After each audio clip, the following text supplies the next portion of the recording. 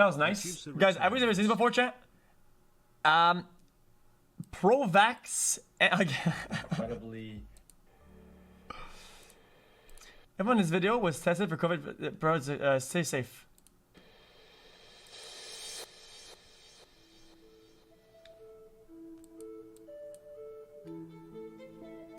Over the past year, I've been integrally involved in treating COVID-19 patients in the ICU as I'm a critical care physician. I'd never seen a disease like this in my 20 years of experience. This virus kills you slowly, methodically, and without mercy.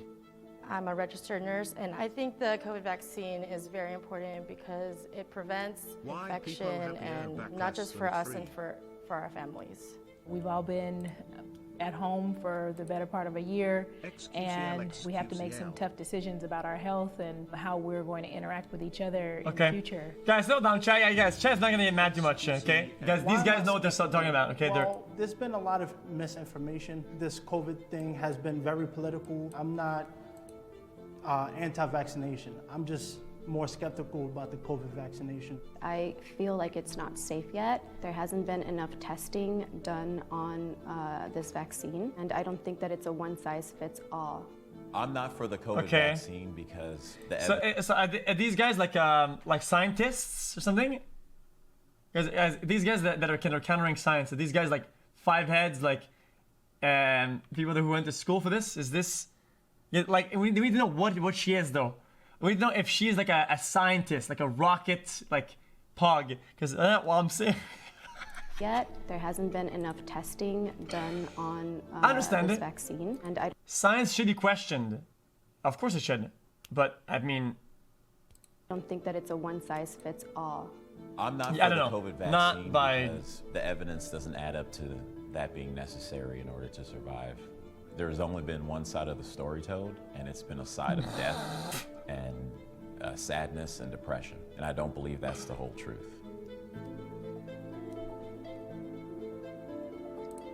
Guys, I feel like if they're gonna be anti-vax, they just gotta say it, man. They just have to say it. Say it outright. Don't sugarcoat it. Because they're sugarcoating it though. Hi, my name is Jacqueline. I'm a registered nurse for 2 years, and I'm excited to be here and extremely nervous. My name is Thomas Yadegar. I'm a critical care physician, and I supervise a team of 20 physicians. And on a normal day, we take care of about 120 patients in the hospital and about 40 to 50 patients in the ICU. My name is Kelly. I am a teacher. I've been teaching for 16 years, and I'm just very excited to be here. Okay. Hi, my name's Siaka Massaquoi, and just an individual that loves this life and wants to just see the best for everybody. What about the job though? What is the job title? Like what is the loves this life and wants to just see the best for everybody in it, Hello, my name is Percy. I'm an actor and podcaster, and I'm just grateful to be here. Hi, my name is Erica, and I am a stay-at-home mom. I'm definitely not here to change anyone's mind, but just to share my own personal experience and my views on things.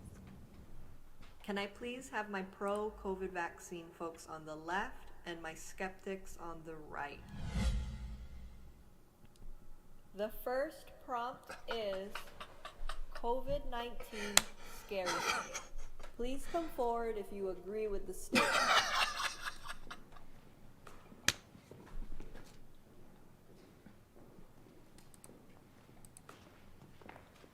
Yeah, so for me, I have asthma. I was born with it, which is why I keep myself isolated. I just don't want to put myself in a position where I got to call my mom and say, hey, come to California. I'm in trouble.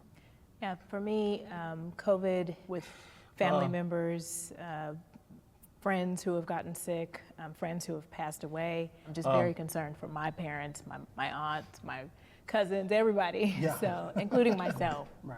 I actually work with COVID patients since the very beginning, so I'm also scared that I can contact from my patients and I can give it to my parents.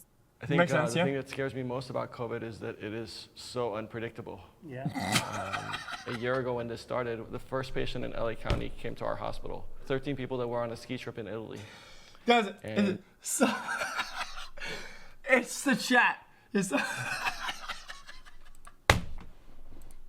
When I walked into the room to talk to him about it, what he told me kind of made the hair on the back of my neck stand up. Yeah. 7 of them ended up getting hospitalized. 2 of them were on a respirator, were on blood pressure medicines, on ECMO, fighting for their lives. And these are people in their 40s, 50s, 60s.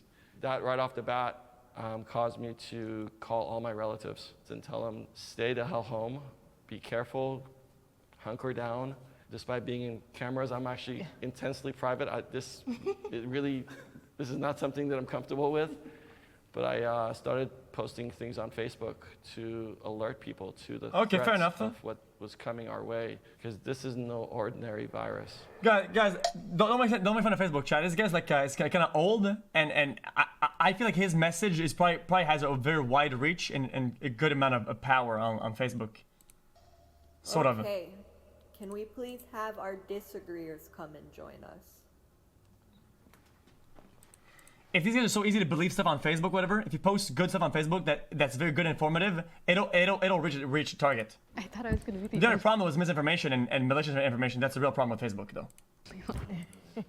Spread like I guess I wildfire. would say it doesn't scare me in the same manner as I've heard from you guys, because I had it. I got it back in January before it was cool. Yeah, I'm good now, right? My 74-year-old mom who came to visit had it, my 6-year-old godson, my 3-year-old godson, my 40-year-old best friend, 32-year-old roommate. The kids went through like this. My mom, 11 days. It was weird for her, but she's healthy as hell, you know, and that's my own personal story, and then I have not changed my lifestyle since this thing started. If anything, I've gone out more. I've been going to rallies since June. I've been around multiple. I know what this guy's trying to say is that he's trying to use anecdotal evidence against science and studies or whatever. I think he's trying to compare his personal experience and his anecdotal dog shit with widespread research or whatnot. People of all ages. This is what we call the 5-head approach. It's just smarter. Consistently hugged, hung out with every Saturday for 6-7 months. Nothing. But yet I'm only being told one side of the story. Well, for me, it's not really a fear because I grew up undocumented. So there's a lot of other things that I grew up fearing, cops being one of those. What? And COVID, you know, it got my grandmother, it got my aunt, my uncle. My aunt and uncle did pass away in Mexico. It got a handful of my friends. But to say that I'm afraid of it and to like change my life and stay home and then feed that to my 4-year-old, that's not the way that I have chosen to live, because I do agree that fear in itself can cause so much stress. It can lower your immune system, you know, and it can just put your mind in such a state of panic and trauma that I feel like that in itself can be so much more detrimental in the long run. What? I think that's my big issue with it, because I just, wait, after this thing. Wait, guys, this is ironic because if she's scared of the vaccine, is that the same thing? She's scared of it. Then what? When we're too afraid to come up to strangers. Yeah. Like, how are we supposed to get through our stuff? You should be aware. I don't think it's ever good to.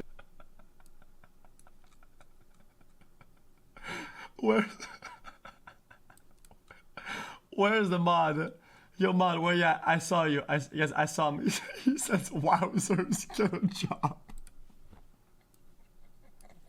To, you know, to cause mass fear on the population. But I think, you know, knowledge is power. Yep. So you have to be able to understand what's going on around you and adapt around you. What I've had to do with my students is to make them aware of it being okay. Have you gone outside today? Did you go get some fresh air? Okay, let's do some exercise. Do a plank competition in the house, at least something that's active, because they are so recluse. And that's the part that is concerning. Yeah, within the first few weeks, one of my doctors asked me to see a patient. She'd been into the emergency room 3 times within a week. She was convinced she had COVID. And she had some of the symptoms. She had chest tightness, shortness of breath.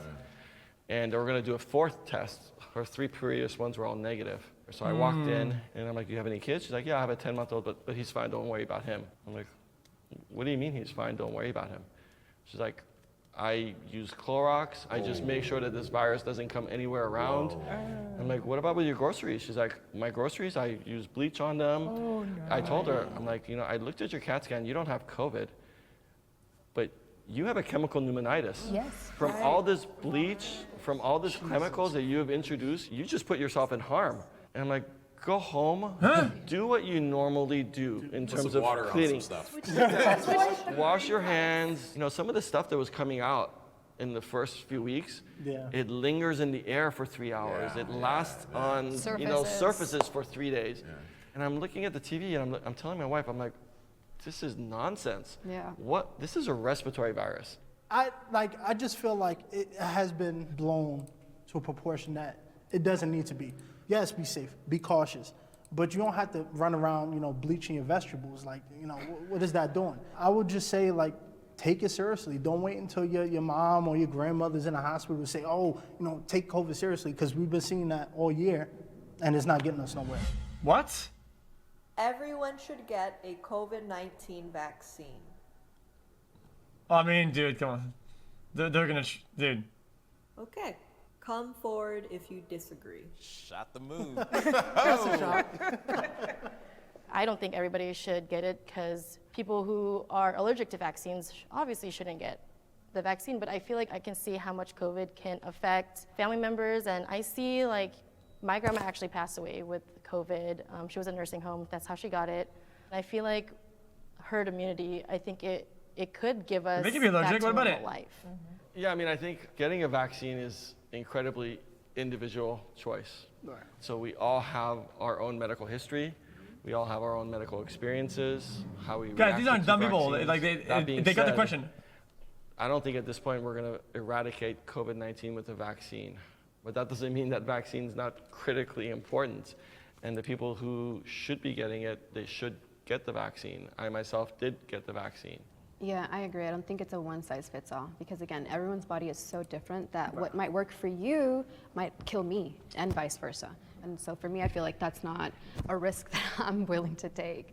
I actually developed allergies due to vaccines as a kid. And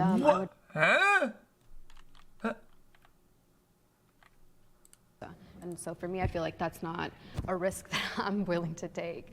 I actually developed allergies due to vaccines as a kid, and I would break out in hives. It would last, anywhere between 3 days to like 2 weeks. And the doctors throughout like 20 years of my life could never figure it out. It definitely does something to you mentally when you go into an ER and you're in this desperate need for help, and they would just kind of look at me and go like, okay, well, we'll just give you Benadryl and you can go home. It wasn't until I became an adult. I worked for several families as a babysitter, and they all happened to be physicians. And some of them talked to me about vaccine injuries. It clicked, because the second that I started making my own medical decisions, that's when all of the side effects just kind of went away. That's unfortunate because you didn't get the care that you should have gotten. Like, I didn't hear or know about vaccine injury until I started really working in health care and public health, and I have friends who have autoimmune issues. So she got all the possible negative stuff from it. So they have a huge concern about, of course, this vaccine, COVID vaccine, because I feel like some of it might be made up.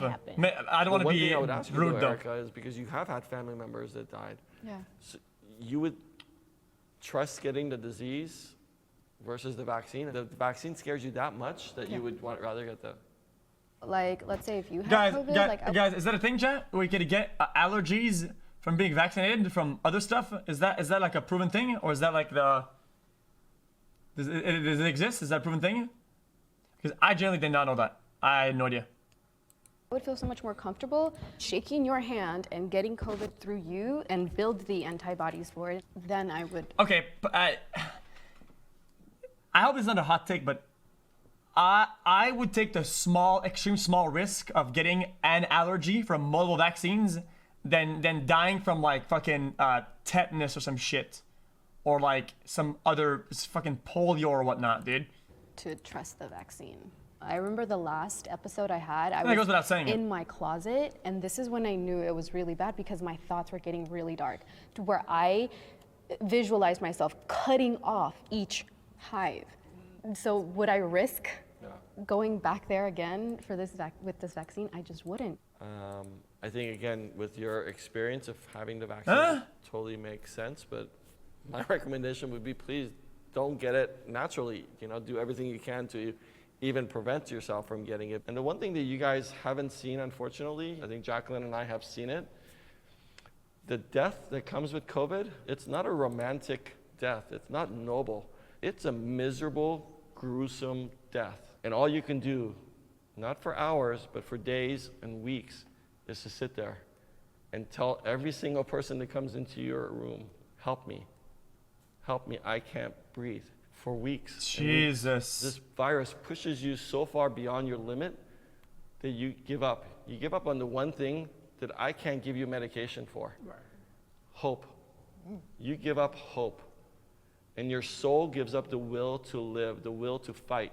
And I think that's the hardest part to explain to people, that Jesus. yes, you guys are young, but the problem is this virus needs you to spread. Mm-hmm. And when it spreads, it lands on someone named Daniel, who at 59 loses his life and doesn't get to attend his daughter's wedding, doesn't get to walk her down the aisle. It lands on someone, Evaristo, who's a 61-year-old guy, healthy. His only problem was he went to work at Whole Foods and he checked people's temperature. And when he finally died, his thigh was the size of my wrist. No matter what I did, I couldn't stop it. I couldn't help him. And I've had patients where they had it, and guys, what is wrong with you guys? High survival rate, high survival rate. Dude, who are you to say? Who are you to dictate? This is so weird. What a weird amount of comments in chat. You're so stupid. Who do you think you are? Telling who gets to live or not?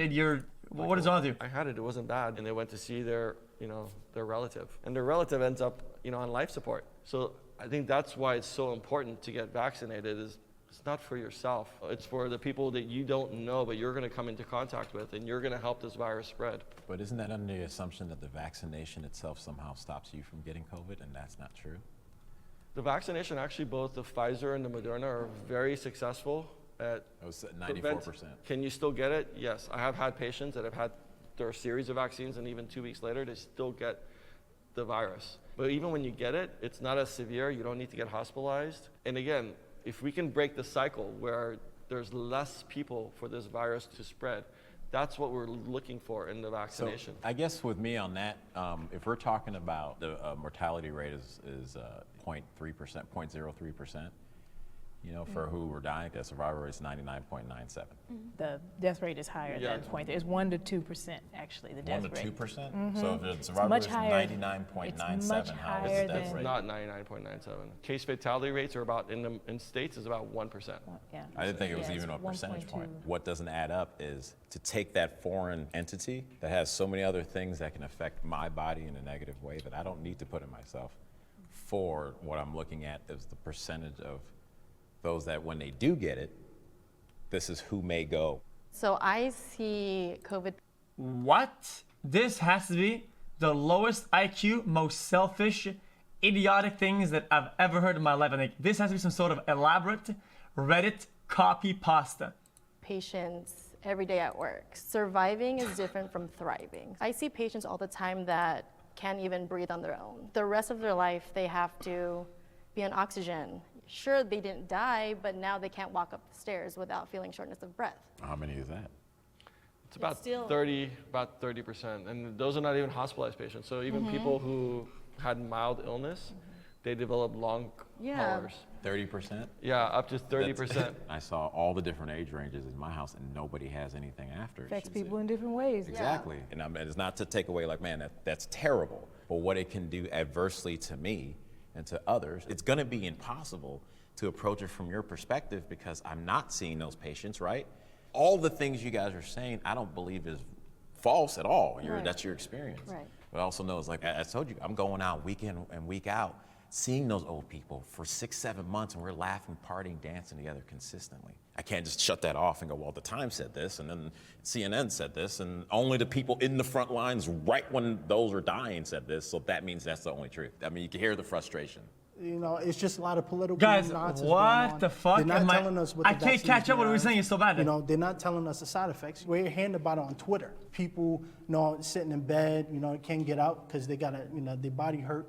So for me, it's just like, what is the line about? What's the political agenda about? It makes you not trust. Yeah, no, I hear you. I hear you. And I think What's always attracted me to medicine, you have to make your decisions based on facts. Not fear, not speculation, not political agendas. But the truth of it was, when this started in March, a lot of my friends started asking me because they said, oh, there's going to be a vaccine. And I'm like, there's going to be a vaccine? It's going to take at least 2 years. Yep. The earliest that we had developed a vaccine before was 4 years. Yeah. But then in the summertime, it actually went through phase 1 and phase 2. And then it went into started getting phase 3. And the reason why it was actually able to get done within a year period is because, one, they cut all the red tape, because there's a lot of bureaucracy. But then there was also a tremendous amount of collaboration between countries. So I posted when I got my vaccine in December. And some of my friends called me and they're like, you said it wasn't going to be available. And you said also, when it becomes available, you're going to wait 3 to 6 months to get it. What made you change your mind? I said, listen, over this past year, I have seen what this virus can do to people.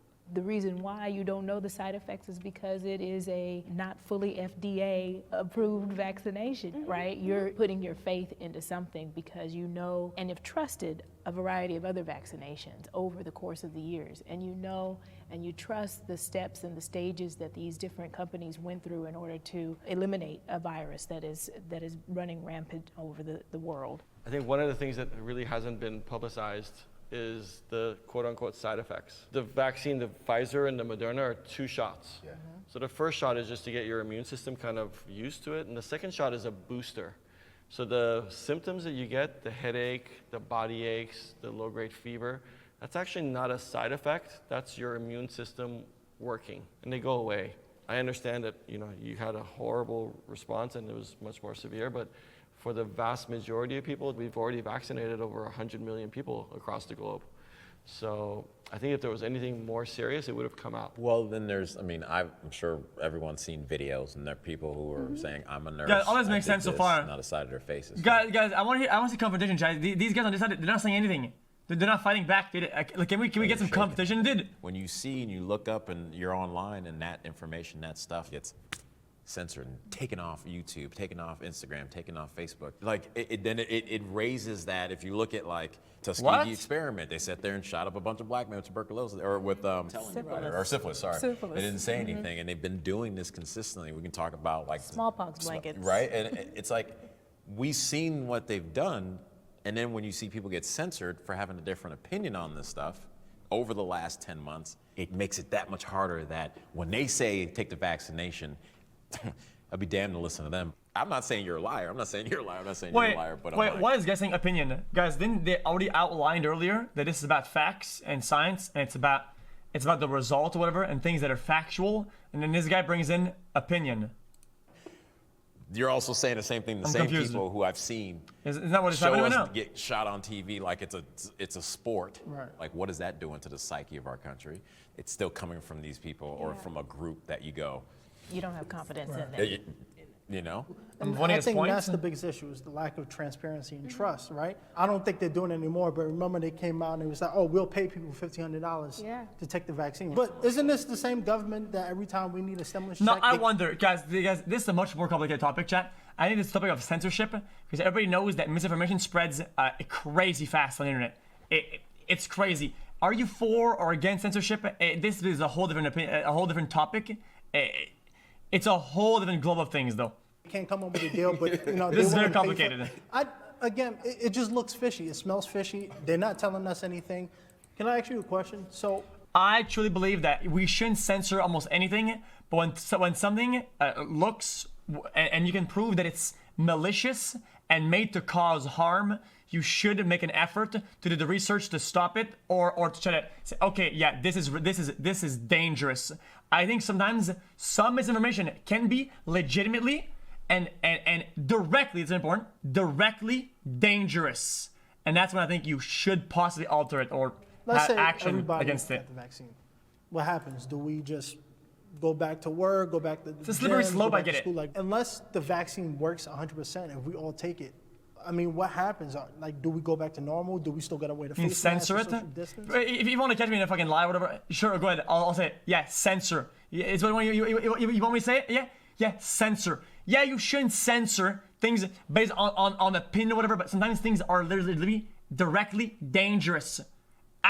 there's an actual potential harm to people immediately. And sometimes you have to put a stop to that. And if that's what we need to do, censor, then so be it, motherfucker. I don't know what to tell you. Well, to continue to wear masks because there are people that aren't going to be vaccinated. Yeah. And there are people that are going to continue to spread COVID-19 because that's just what viruses do. They spread. And we're not going back to normal. We're going to go to some new variation. We're going to have our own variant of normalcy. And we're creating those things right now as we do the process and opening back up. I know that my district is planning. You guys always say freedom of speech. Freedom of speech. Listen, I know this is a really odd take and you're not going to understand this, okay? When you make an account on a certain platform, okay, and you use that platform, say what you're saying, it's like you're going to somebody's house and you're saying a bunch of weird words, and somebody says, "Hey man, in my house we don't say this." And then okay, well you're kicked out. Censorship, free speech, motherfucker. You literally got into my house out random, and you're speaking a bunch of really weird words. I tell you to get out, motherfucker. You're in my house. You're in my house, motherfucker. Hey, what is wrong with you? I made my own rules. Ain't it, moron? To do soft open. You still have to be aware though that these kids, they don't have a vaccine. So, you know, my students are coming back into the classroom. Are they going to be passing it to each other? Because guess what? A lot of them have had COVID over this break. You asked a really good question. This is like, if everyone in America gets vaccinated, does things go back to normal? And I think the honest truth is, we don't know what's going to happen in 6 months. Now this one, you know, the mortality rate is like 1 to 2%, maybe a little I'll say bit one more more. time. If a platform judges that something you're doing, a behavior, is it potentially dangerous or harmful to the public, right? That goes against their terms of service, and they can take it down. That's just kind of how it is. If you want to call it censorship, you want to, we're being suppressed, then so be it. If you want to cry about it, go ahead. But make your own platform, motherfucker, and say a bunch of bullshit. You're allowed to, idiot moron. But on theirs, you're not allowed to. It's just how it is. What if the variants come up to 10%, 15%? Now, that's a game changer. What if it gets to be like Ebola, where it kills 40% of the people? This virus is just so tricky, so elusive, it just changes so much. This is an evolving pandemic. It's like nothing that we had ever seen before. I think they should just be honest. You know, as opposed to saying, this is what you need to do so we can open the schools. Just be honest. The COVID-19 restrictions have been necessary.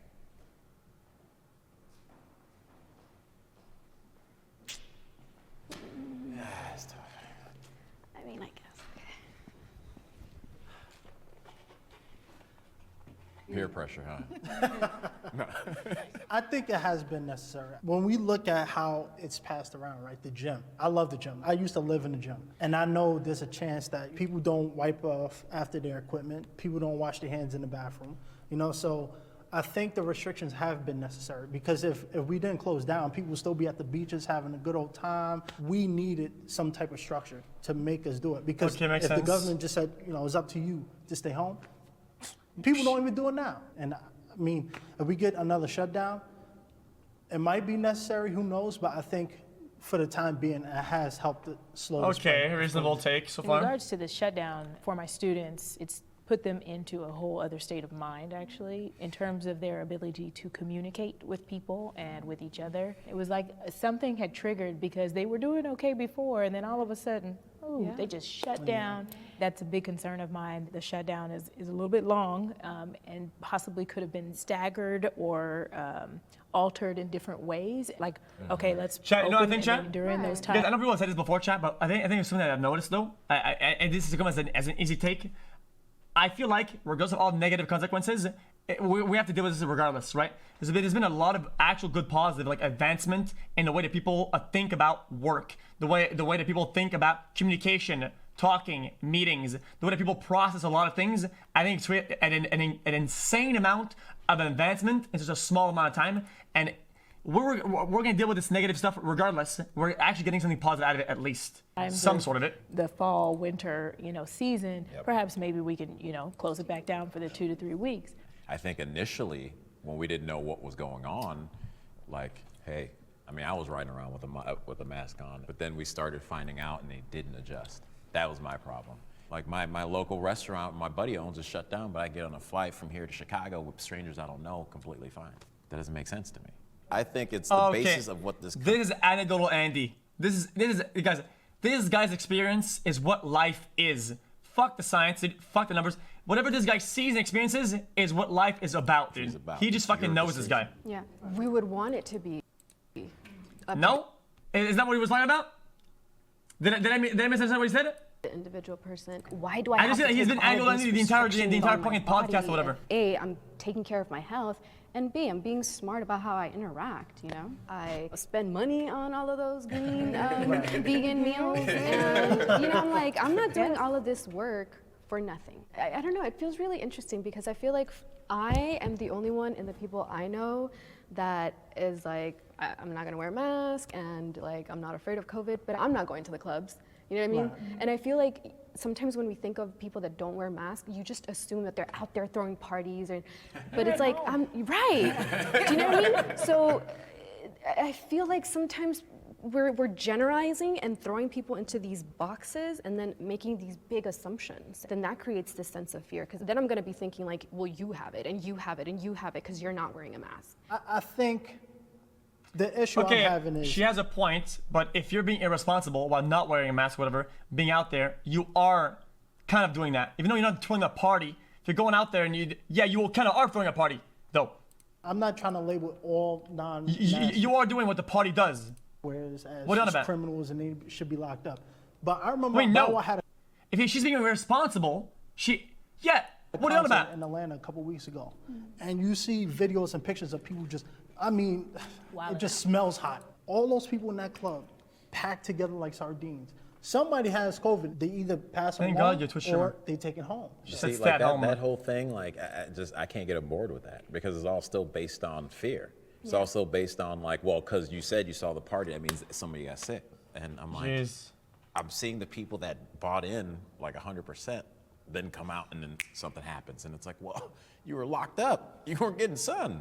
You weren't doing things. You weren't interacting. Like, that blows my mind. That made us weaker. That's not the case with the lockdown. No. Lockdowns have done worse in the cities and in the states than the ones that have less lockdowns. But then we had a third wave that was way worse because there wasn't a lockdown. Restaurants were open. I know because I wasn't there, but friends were inviting me to go, let's go out and eat. And then their third wave came, and that's when the shutdown happened in November.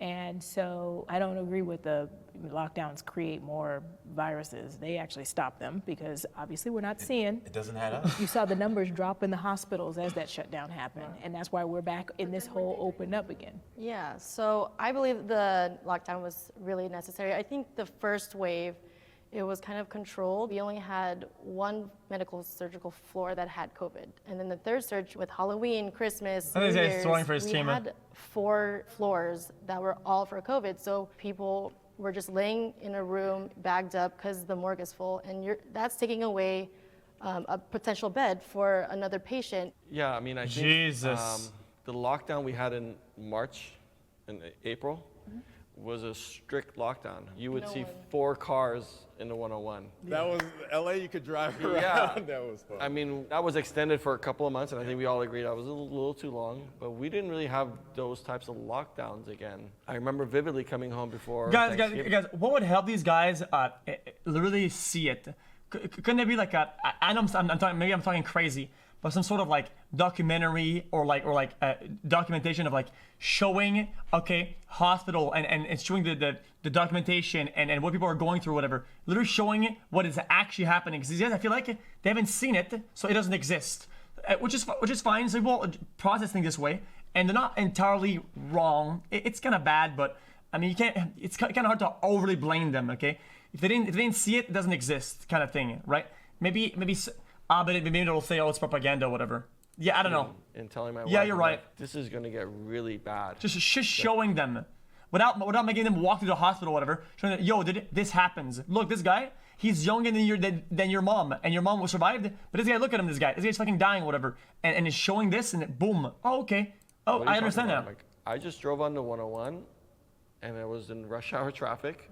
It felt like last year before, it felt like no one really believes that there's this pandemic again. Within a 3-week span, we went from 15 to 20 to 120 patients with COVID. And unfortunately, it cost a lot of lives. We lost 10,000 people in LA County from March to December 31st. In 2021, we've lost another 37,000. right? 10,000 all of last year from COVID, 37 just in a month and a half of 2021. If we would have had strict lockdowns for 2 weeks around the Christmas, around New Year's, if they would have done that, I think we would have cut down on the deaths. I think conversation is the most important way to solve a problem. We can be actually the virus, right? And we can interject some healing for ourselves and for our students, our future, because we want to know what the perspectives are and how people are feeling. That helps to solve the problem. Yeah, I feel like you have to come from a genuine place where you want to know the truth. And that might make you feel uncomfortable. That might be different from what you were holding on to. But if you're going to go into it already feeling like, well, I feel like she's a stay-at-home mom, not the most dangerous individual. If nobody goes out of the house, whatever, they stay really locked in. Not the most dangerous. I know I'm right, and I'm just going to find more articles to support that thought. Then you're just right back at square one. Right, exactly. But yeah, I mean, I was hesitant too when I got offered to get the vaccine at my hospital. They're like, okay, here's a sign-up sheet. Do you want to get the vaccine, yes or no? I'm like, well, I don't know what's in it. I don't know how is it administered. So I had to do my own research, and for me, I thought me getting the vaccine benefited me more. Like, I'd rather get a headache than have some other COVID-19 effects. Right. And for me, coming into this conversation, right, I was skeptical of the vaccine, but I came into it to see what else can I learn, because I think as people, all we could do is sit back, take a deep breath, and look at each other and say, how can we do better?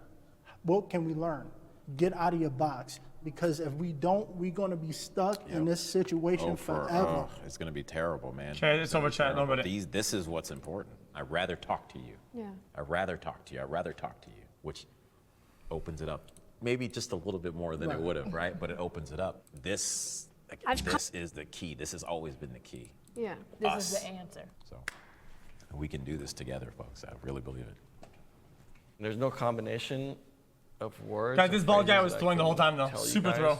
Which would give you an accurate picture of the amount of human misery and grief and suffering that we have witnessed in the past year, but specifically the past 2 months. But I'm going to stay an optimist, and I'm going to hope that we're going to get over this pandemic. We're going to come together. At the end of all this, we live on one planet. And what happens in Wuhan, China will affect you whether you live in Wichita, Kansas or Washington, D.C. So my hope is that we can come together and stop looking out for ourselves, but look out for everyone else. Yeah, man. Okay. This guy was Are we allowed miserable. to shake hands? Are we allowed to hug? On my elbow. It's up to whoever Negative, else, right? but I'm here. Don't touch me. Guys, people are gonna troll the poll, okay? People are gonna troll the poll. People are going to troll the chat poll. Sheesh.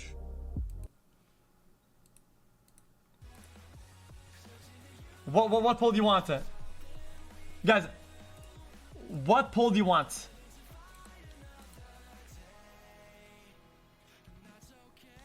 Two months and we are back in the juice. Oh my fucking god. Guys, if you troll, you're gonna get banned. Glad you're back, xQc, xQcL.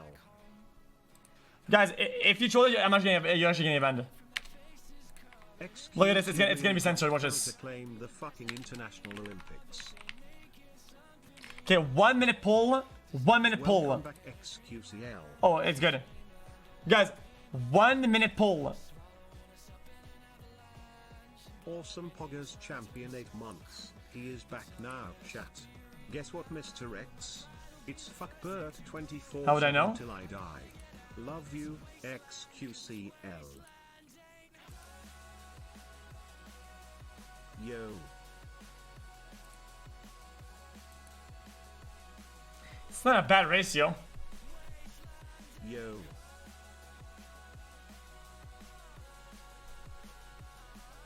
Yes, it is. Don't you still get herd immunity with this?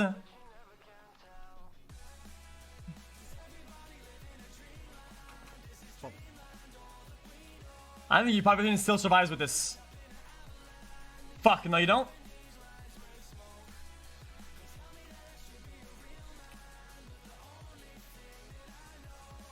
And guys. I would assume that people trolled at about 3%. I think that's a good assumption. 3%. I was assuming this is 86-14. Cheeto, please. Now, pull if somebody vaccinated or not. It'll probably be way different. Court Andy.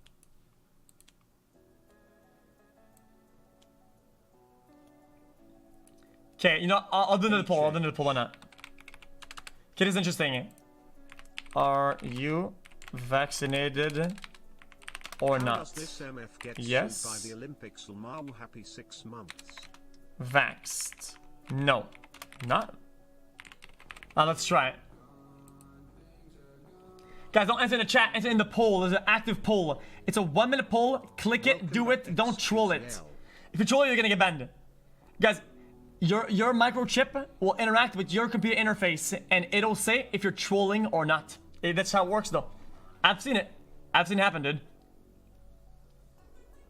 Super me Court Andy PogChamp.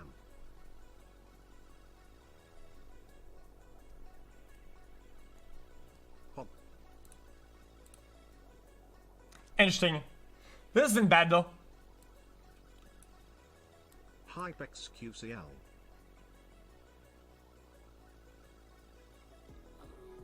Interesting. Finally, the juicer is back. Pagman Supreme. That is bad. It's not bad, depending on what people do. I don't know. Let's go. Whoa, believe I didn't do it. Yeah, exactly. He's back, Bodu.